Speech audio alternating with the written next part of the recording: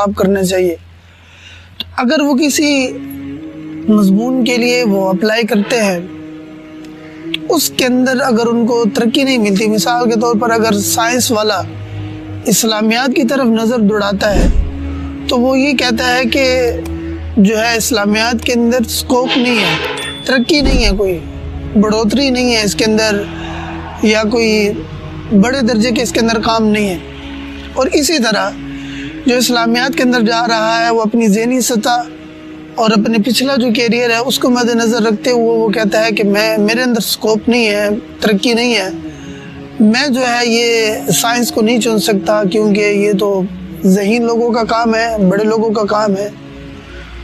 اس لیے ہمارے ذہن کے اندر یہ بات ہونی چاہیے کہ سکوپ کسی مضمون، ہنر یا کسی جو ہے وہ شعبے کے اندر نہیں ہے۔